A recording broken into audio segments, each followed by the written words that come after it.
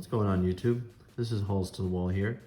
So I teased this deck on my Instagram earlier today, and like I mentioned on Instagram, due to the recent product openings for Secret Slayers, I've just kind of been really hyped for Block Dragon for some reason.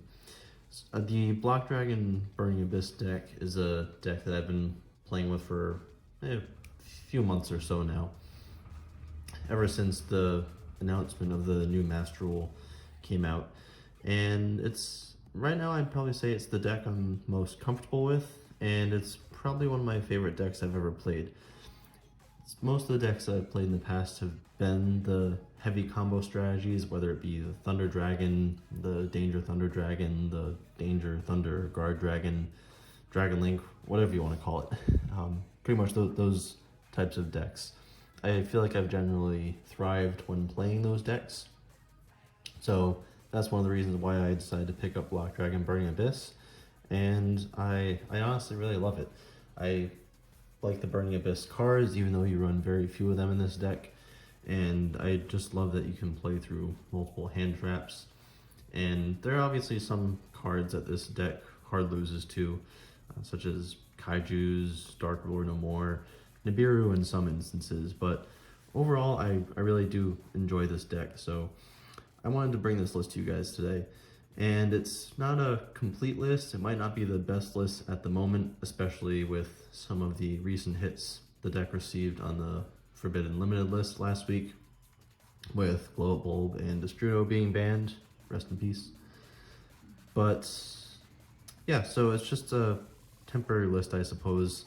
There are some new things I'm going to be looking to try out once I get some new cards in, and I'll explain those strategies to you guys as the video goes along. So, without further ado, I'll get started with the main deck. For monsters, obviously, we have to run triple copies of Block Dragon. This card really is the heart and soul of the deck. Obviously, without Block Dragon, there would be no Block Dragon Burning Abyss. One of my fears is that this card might get hit eventually, but I don't think it will get limited or banned just because there aren't many decks playing it, and this strategy hasn't seen too much competitive play recently. Some people have supported this deck in tournaments, but I don't see this card really getting hit anytime soon. But for those of you that don't know what the Block Dragon does, it can't be normal, summoned, or set. It can only be special summoned by banishing 3 earth monsters from your graveyard. And that's not once per turn. So that's one of the other main reasons why this deck really works and why all these cards go so well together.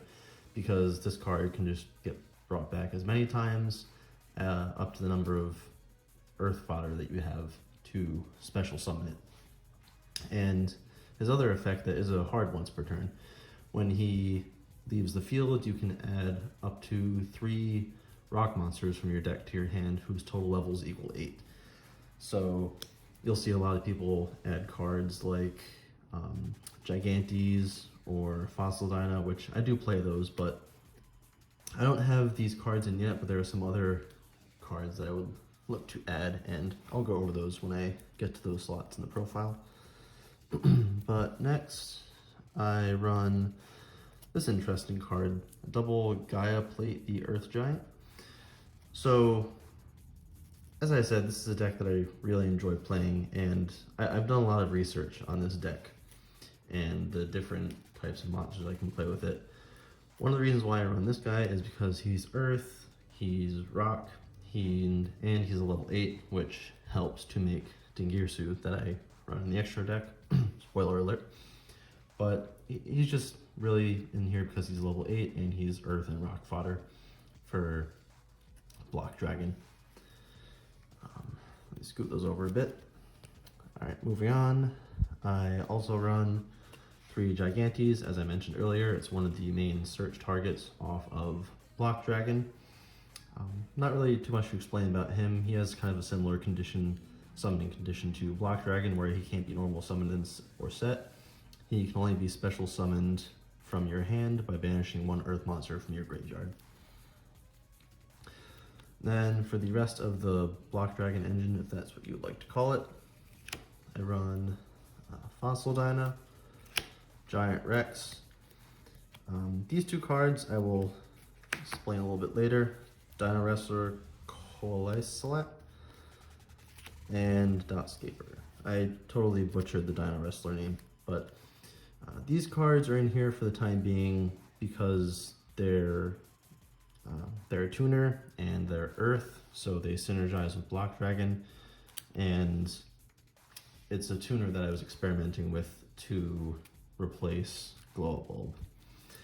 I'm not sure how crazy I am about this because he can special summon himself from your hand if you control no monsters, but then you can't use him as link material for that turn unless he's going to be used for a Dino Wrestler link monster. And I just think that there are some other level 2 Earth tuners, Rock Earth tuners specifically, that would be better suited for this deck. Among those tuners are the Adamancipator cards that were just released in Secret Slayers. So Adamancipator, Researcher, and Seeker. I'll definitely be looking to run probably one of each of those cards in this deck. So those two cards will probably replace Dino Wrestler Coalisalat. I think I got it that time. But yeah, those two cards will definitely replace this, and those will probably each be one of my main search targets off of Block Dragon. So when Block Dragon is sent from the field to the graveyard the first time, I will be searching Gigantes and those two Adamancipator tuners. Just because with Adamancipator Researcher, that's the one where you can special summon from your hand if you control another rock monster. So that should be fairly easy in this deck, especially with Block Dragon and Gigantes that you have, and Gaia played the Earth Giant. Chances are you're going to be controlling a rock monster at some point. And then Adamancipator Seeker, once you control the Researcher on the field, you can special summon Seeker from your hand because you control another Adamancipator card. And either the Researcher or Seeker will help to be your tuner for your Naturia Beast play going forward.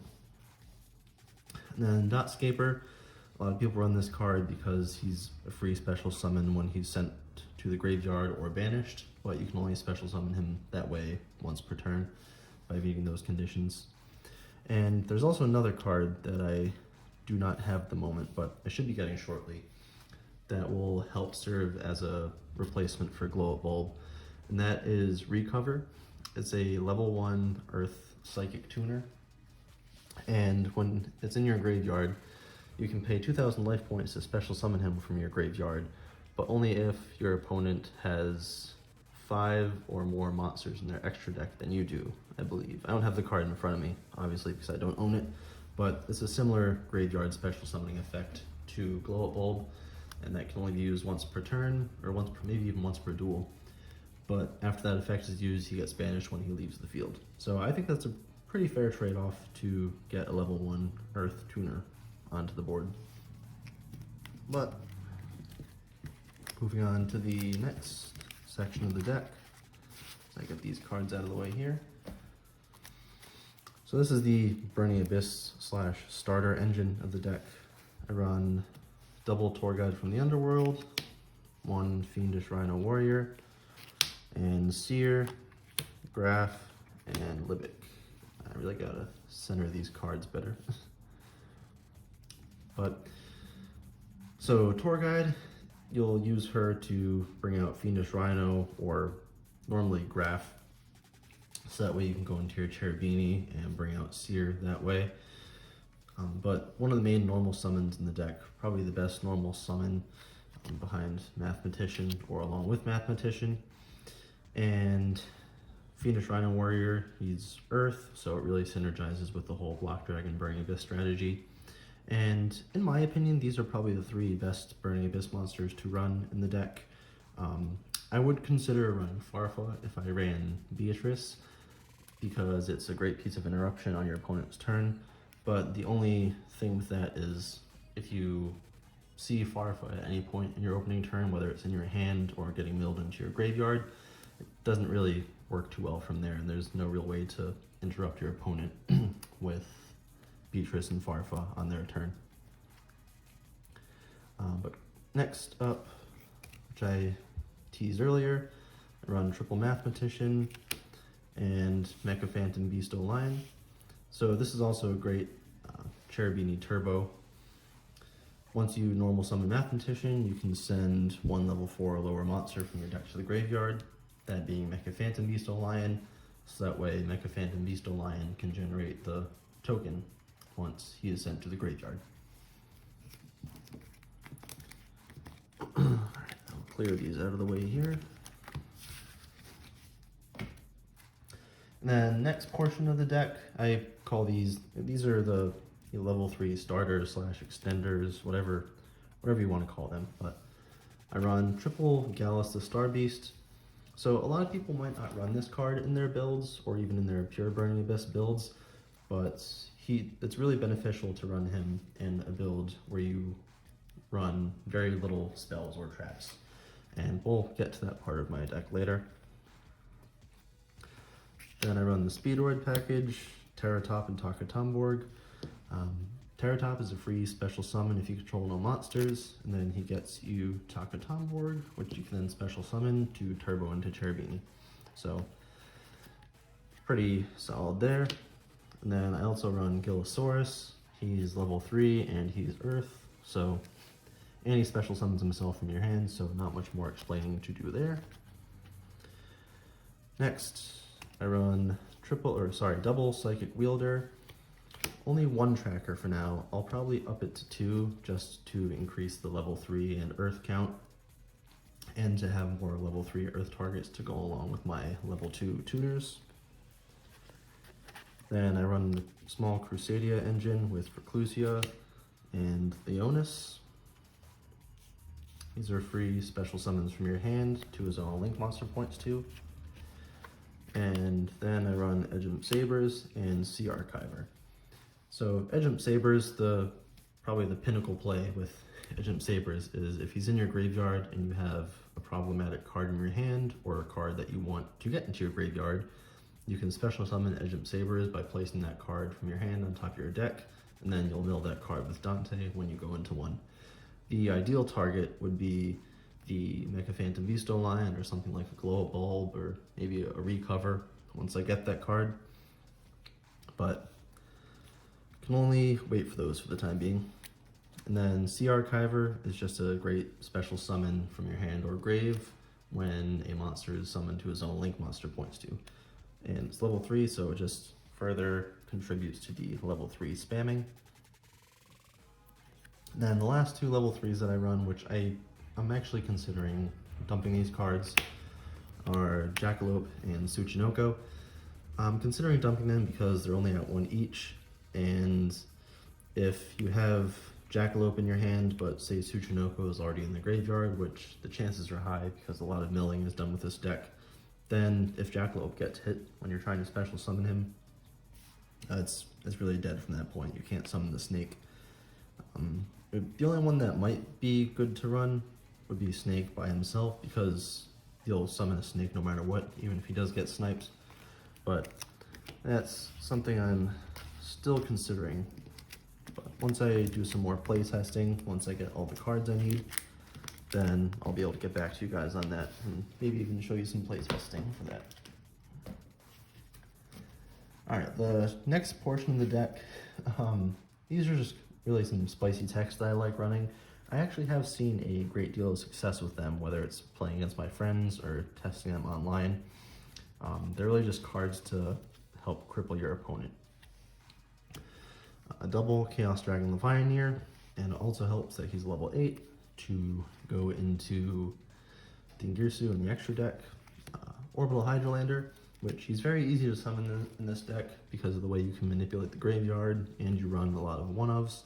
So he's fairly easy to special summon, and even to get his effect off, chances are you'll probably have very few monsters in your graveyard with the same name after you mill some from the top of your deck. And I run True King Lithosagium the Disaster. It's just a great way to get knowledge on what your opponent's playing and banish key cards from their extra deck. And there's quite a bit of Earths in this deck, so being able to get the extra deck effect off is very, very likely. I have actually considered running a small baby dino engine in this deck just to get some level 2 earth monsters like baby Ceratosaurus to use in tandem with something like Psychic Wielder, the level 3 tuner, to make Naturia Beast, because the baby Ceratosaurus is going to replace itself once it's popped off of Lithosagium. That's something I'd still have to experiment with. I have done a few test hands and tried a few matches online, but I've found that my hands generally tend to get cloggy, and with only one Lithosagium, I don't know if it's worth running that, because you might get the babies in your hand but not have access to your Lithosagium, or you might mill it, so those are really just dead level 2 cards in your hand. And then the last monster that I run in the deck, which is probably the spiciest tech, is Cyberstein. So a lot of the key targets off Cyberstein right now are Last Warrior from Another Planet and Naturia Exterio. I'm not running Last Warrior at the moment because honestly when I do summon Last Warrior off of Cyberstein, I feel really bad. I feel like it's a very cheesy way to win the duel, but sometimes you gotta do what you gotta do. So the one target I'm running for him right now is Naturia Exterio.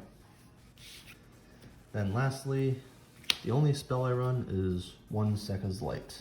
So a lot of people might not like this idea, but I like Pot of Greed, I like drawing 2, and with all the milling that you do in this deck, I wanted to run something that would work in my graveyard and that I could use from my graveyard. So when Sekka's Light hits your grave, it's still live, whereas something like Foolish Burial, when it hits your grave, it's not live, and you can't use it, and there are very few ways to get it back, but none that I use in this deck. Alright, moving on to the extra deck. This is my token that I use for Mecha Phantom Beast Lion. I have the Joey Wheeler token because I joke around with my friends all the time that I remind myself of Joey Wheeler when I first started to duel again, because my friends were better than me and I just wasn't quite there when it came to building decks. But I like to think that I've improved a lot now than I did when I first started playing. Alright, so the one Fusion and Cyberstein target is Naturia Exterio. If you can't make Naturia Beast and you have access to Cyberstein, then this is just essentially a replacement for Naturia Beast. And the fact that it negates spells and traps is very useful. Also, you're going to have enough fuel in your graveyard to banish something from your graveyard and send a card from the top of your deck to the graveyard to activate his effect. Then, speak of the devil, I run the Naturia Beast. It's just a Omni Spell Negate, and a lot of times people just quit the duel once I make this card in addition to the other big board, other monsters on my board that I can assemble, like Appaloosa or Denigirsu, or spoilers ahead. Right now I'm running Desert Locust. This is something I'm experimenting with, along with Crystron Halofibrax, or Needle Fiber, whatever you want to call them. So I just like the idea of taking resources away from my opponent, obviously. So if chances are, the chances of resolving Chaos Dragon Levianeer are pretty high. So ripping potentially 2 cards out of your opponent's hand before they can really do anything is, I think it's very beneficial. And he also happens to be Earth, so once he's in the graveyard, it just adds more fodder for Black Dragon or Gigantes. And next, for the Xyz monsters, I run Dingirsu. He just serves as protection from battle and destruction. Block Dragon, it protects your Fossil Dyna from destruction except by battle, but if you can get this guy on board, he protects everything, so chances are your Fossil Dyna won't be going away anytime soon. Then, of course, the Leviair the Sea Dragon. This is one of the key ways to special summon Fossil Dyna. Once you're done comboing off, the last thing you're going to do is special summon Fossil Dyna from your banished cards with Leviair, so that way no player can special summon. Or if, depending on how far you can get into your combo, you can also special summon Fossil Dyna off of Saryuja, but ideally you want to get Leviair on board. Then the last Xyz is one Dante. He's pretty self-explanatory. It just helps getting the cards you need into your graveyard. And then to go along with Dante is the one Cherubini, which again, this is also self-explanatory. The deck is essentially built to turbo into Cherubini so you can get your combo started. And then, as I showed earlier, the one Crystron Helga Fibrax. So this is also something I'm experimenting with, like I mentioned, in combination with Desert Locusts. Normally the ideal end board for this would be Appaloosa on top in the extra monster zone with monsters like Materia Beast and Dingirsu, maybe Block Dragon and Fossil Dyna. But something I've been messing around with is still trying to have the Appaloosa and something like a Needle Fiber and a Materia Beast. And then on your opponent's turn, you banish Needle Fiber and then go into Desert Locust to rip that other card out of your opponent's hand. And he also helps getting any necessary tuners you need out of your deck. So say if you make him and you still don't have the resources to go into your Materia Beast, then you can easily get the one tuner that you need out of your deck to go into Nat Beast. But next I run a very small Nightmare package, Cerberus and Phoenix. Honestly, I've considered cutting Phoenix and only keeping Cerberus because Cerberus is Earth and you don't really use him for his destruction effect because if you're going first, which ideally you're going to go first with this deck, you're not going to be destroying many monsters on your opponent's side of the field. So he's just in here for link climbing and the fact that he's Earth, and Nightmare Phoenix really is too. If the game grinds and goes on, then ideally you would like to save these for utility, but you're not really trying to get to that point with this deck. And then next, Curious the Lightsworn Dominion. Just another great way to get the resources you need into the graveyard and add fuel to special summon Block Dragon. And then run double Saryuja Skuldred. A lot of people run one, but I run two because I can get kind of greedy sometimes when it comes to comboing off and trying to draw the resources that I need. But this is also the main way that you're going to summon your Cyberstein, which again, the Cyberstein sneaky tech isn't really necessary. It's just something that I've been testing with and I've actually been able to resolve a decent amount. So if I can surprise my opponent with that, then I say, why not go for it? And then I run one Appaloosa, Bow of the Goddess, because it's the Omni Monster Negate once per chain. And lastly, Boral Sword. If your duel goes into your second turn and you just want to finish off your opponent if they haven't quit already, go into this guy and say good game. But that is the profile for the time being. Again, with my ABC Dragon Buster deck profile, I haven't quite made a side deck yet, or at least I've started on one, but I think it's easier to find cards to use for a side deck for this. Cards I've started with are the Cyframe package and Kumongus as a kaiju for going second. He's Earth and he can deal with your opponent's problematic monsters. Dark Ruler No More, which is another great going second card, but I don't know if I'm going to run this because ideally if you're going second, you want to OTK your opponent in true Burning Abyss fashion. And then Twin Twisters for spell and trap removal. That's the start of my side deck for now, but the only issue that I find myself running into with side decks, especially in a deck like this where there are a lot of key combo pieces, I'm having trouble finding what cards to remove and what cards to replace in the side deck. But that will come with time as I get more comfortable with the strategy and what I need versus what I don't need. But thank you guys for watching this video. If you enjoy this content, please give a like below and subscribe to my channel to see future Yu-Gi-Oh content. Also consider following me on Instagram to see the Yu-Gi-Oh content that I post over there. I would really appreciate your support. Well, that's it for now. I will see you in the next one.